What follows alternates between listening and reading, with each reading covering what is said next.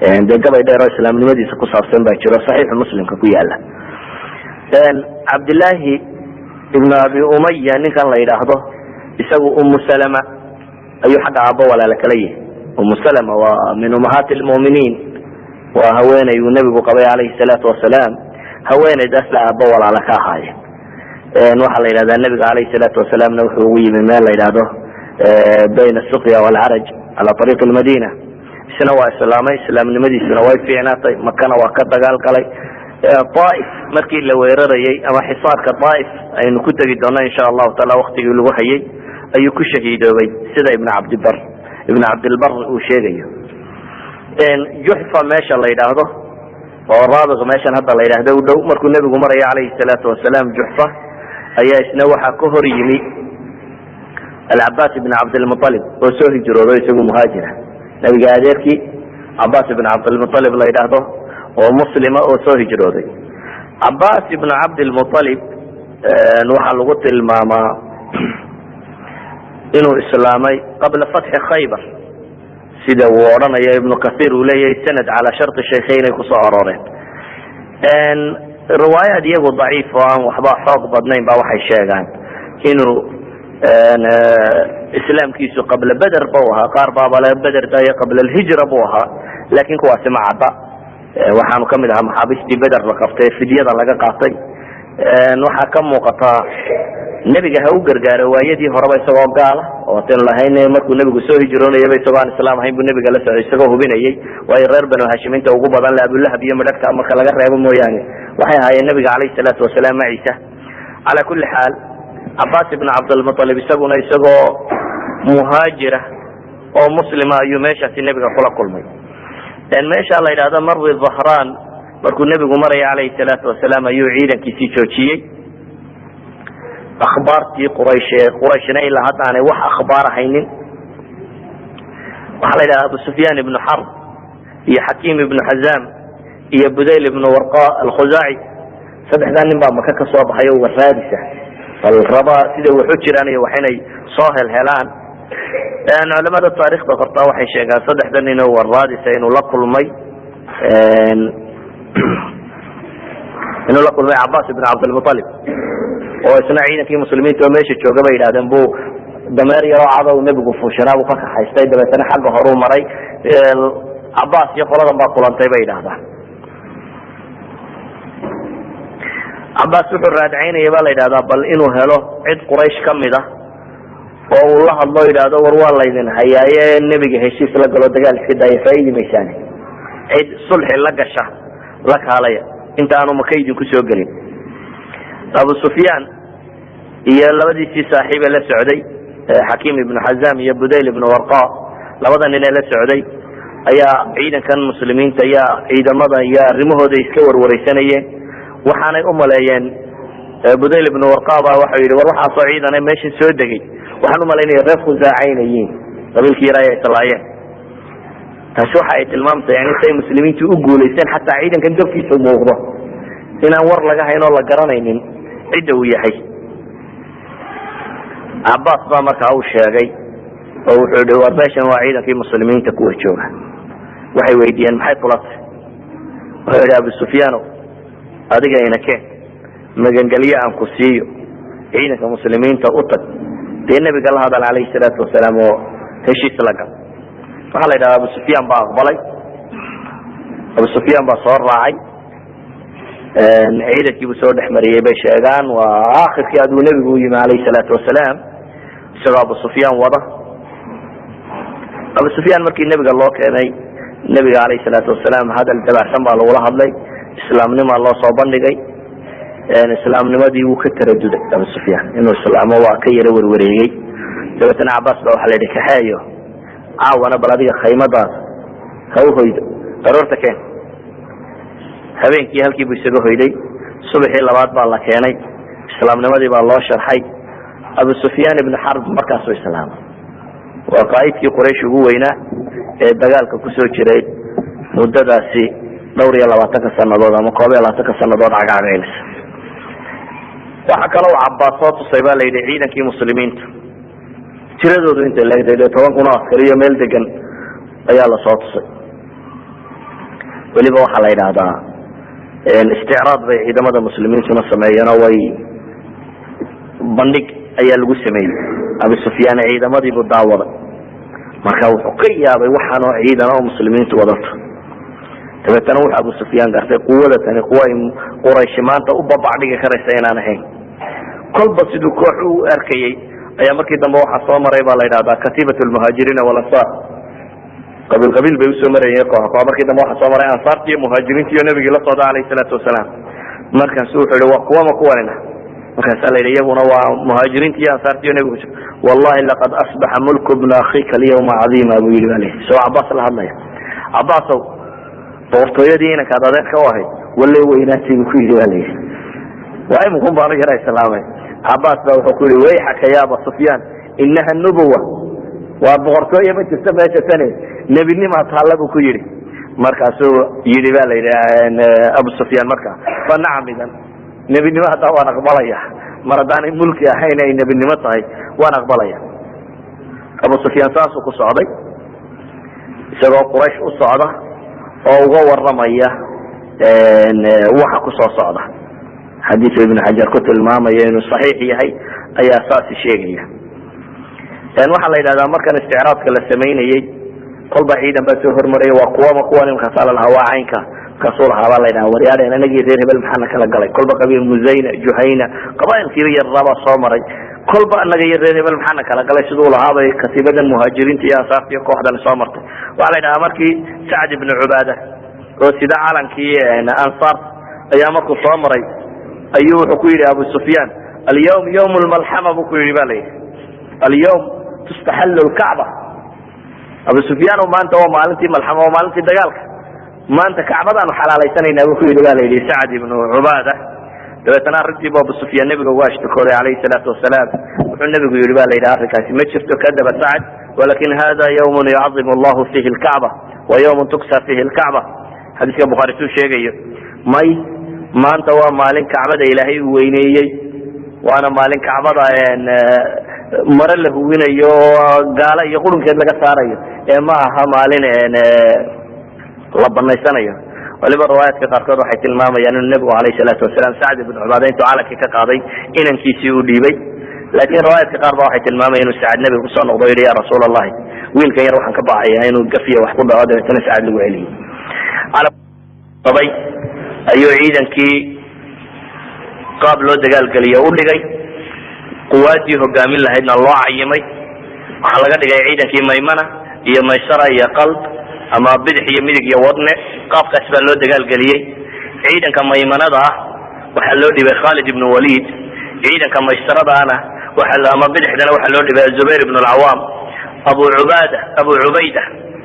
Ubayda ibn al-Jarrah isna waxa loo dhibay wixii lugleeya wixii aadinka ku socday. وعلى الراية دي أما علن كي النبي صلى الله عليه الصلاة والسلام ما لتتوحها علن المدو راية المدو بيعبال اللواء أبيض بها. على كل حال واقد بقى سيك الشيغار رماكا وعيدا كي يتردي سيينتو هاي قبيل ولبينتو هاي واقد أن الحق بدل ما هساد الأجد والسكريت قريش وحل يدي ينوح وقابا يتقصوا وروريسي أو باش القوم وحين تصور رسائل هذا أنا دقالنا هدي أي لقول سننا وعرقنا هديك لنا الحشيش اسكقله.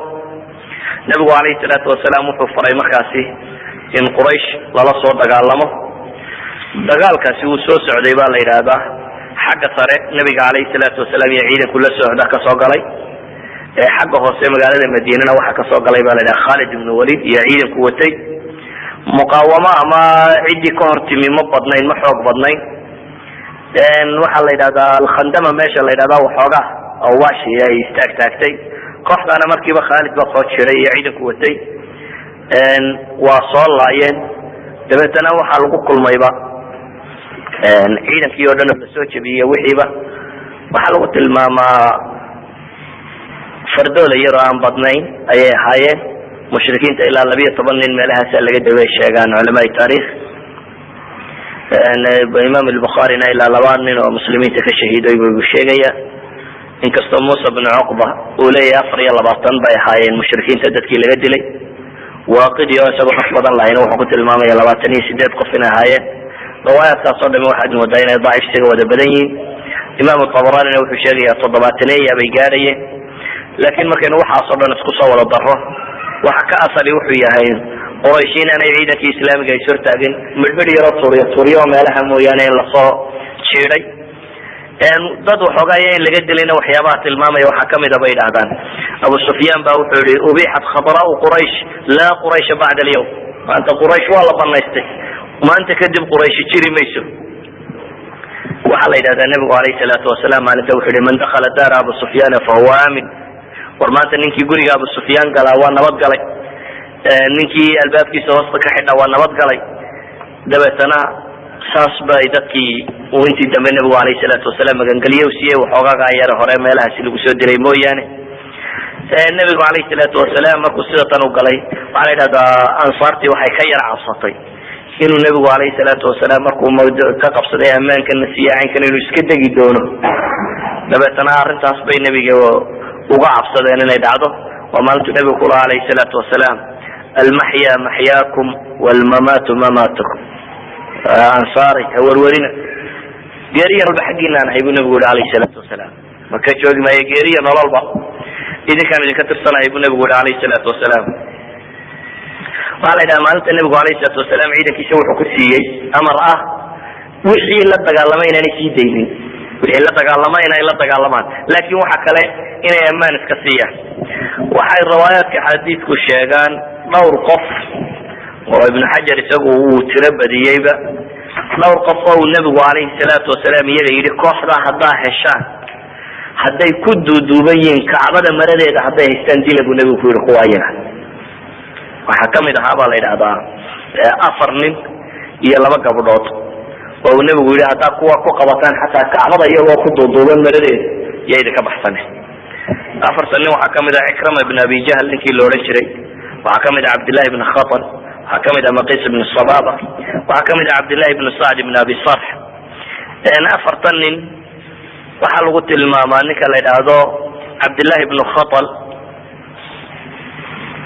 oo waxaa la sheegaa inuu markii hore soo islaamay dabeetana inuu muslimiinta qof kamida intuu dilay inuu ridoobay oo dib usoo cararay nabiguna alayhi salaatu wasalaam kooxda wuxuu yihi haddaa qabataan iyaga hasii daynina ka waa la dilay ba la yidhi isagoo kacbada ku duuduuban ninka la maqis ibn sababana suuqa makaa laga helo isna waa la dilay ba la yidhi laakiin labada nin kale ikramata ibn abi jahl isagu raggii baxsaday ee makaba ka cararay buu kamid ahaa isaga iyo cabdillahi ibn sacd ibn abi sarx ninka la yidhaahdo markii dambena nabiga alayhi salaatu wasalaam inta u yimaadeen islaamay bay kamid ahaayeen labada nin markii dambena iyagu way islaameen xaafid ibn xajar isagu wuxuu soo ururiyey baa wixii dad uu nabigu yidhi dhiigooda waa haduf wixii uu dadku xukumay ama markan ha ahaato ama mar kale ha ahaatee waxaanu ku tilmaamaa ilaa 9 nin iyo 8 dumar ay dadkaasi gaadhayeen dadka kan iyagu waxay dembi gaar ay sii galeen oo dadka muslimiinta dhib gaar oo kale oo ay kusii hayeen oo tiro badan maalintan wuxuu kaloo nabigu alayhi salaatu wasalaam faray baa la yidhahdaa nimankii reer khuzaaca reer bani bakar markii hore maka la furtay ka arsadaa la yidhi oo idina dagaalka dhankiina ka wada laakiin waxaa loo ogolaaday arsigoodu ilaa galabnimada inuu ahaado waxaa dagaalka sii wadi kartaan ilaa casarka si hadday gaadho dagaalka waa inay joojisaan waayo waa nimankii hore qadarka laga galay weeyaan khiyaamada lagu sameeyey casarkii markay gaadhayna nabigu alayhi salaatu wasalaam wuxuu ku dhawaaqay inaan cidna dambe la dili karin khuzaaciyiintii niman kamid ah ayaa nin dilay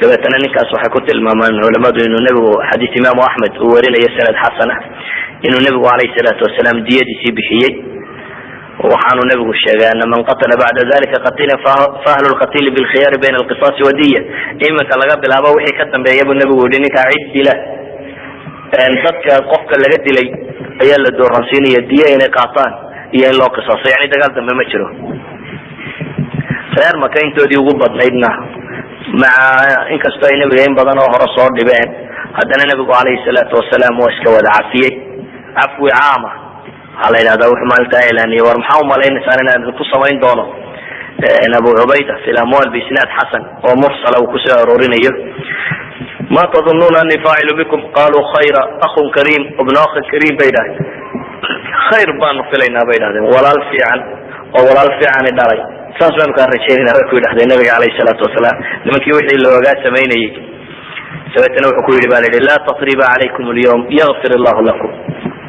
maanta dambi korkiina ma aha, canaani korkiina ma ahaanin, alla dembigiina ha dhaafa iska taga. yani waa cafiyey reer maka nimankii ahaa. waana qur-aanka waxaa soo degay wain caaqabtum facaaqibuu bimili ma caqabtum bih walain sabartum lahuwa khayru lisaabiriin. nebiguna wuxuu qaatay sabirka dhanka abuu qaatay, sida xadiidka imaamu axmed uu warinaya sheegay u yihi nasbir walaa nucaaqib, waa sabraynaa buu nebigu yihi alayhi salaatu wasalaam, ciqaabina mayno. cafbiga caamka ee uu nebigu tilmaamay ama dambi dhaafka caamka ah ee uu nebigu sheegay waxaa ka ratimay in naf iyo maal iyo sab iyo xoolo boob iyo waxba toona inaani jirin. saasaanu nebigu ku daayay calayhi salaatu wasalaam nimankii reer maka ahaa. nebigu calayhi salaatu wasalaam maka waxaa quba looga dhisay marka xujuun meesha la yidhaahdo. guri uu ku degana markaa ma haynin, sida usama bnu zayd laga sheegaya inuu yihi nebiga wuxuu yihi calayhi salaatu wasalaam wahal taraka lana caqilun min ribaac aw duur, caqiil miyuu nooga tegayba guri iyo waxba. abi aalib yani xoolii u ka dhinto o dhan cali iyo jacfar way islaameen, labada nin oo gaalo ahaa caqiil iyo abu aalib nin la odhan jiray ayaa dhaxlay odaygii maadaama u gaal ahaa, labadaa gaalun baa dhaxlay, iyana wixiiba way iibsadeen oo waxba laguma soo gaadhin. marka quba yaroo halkan looga dhigay ayuu nebigu calayhi salaatu wasalaam degay. fatxu maka isagoo nebigu ciidanka inta aleeg wata magaalada maka qasab ku furtay, xoog kusoo galay. isla markaana aynu leenahay nebiga calayhi salaatu wasalaam maka oo ah ra'sul kufriya meeshii gaalada lagu hogaaminayey, haddana nebigu calayhi salaatu wasalaam markuu soo galayay isagoo isla waaweyn ama faraxsan ama boodboodaya ama la heesaya ama la gabyayo muu soo gelin.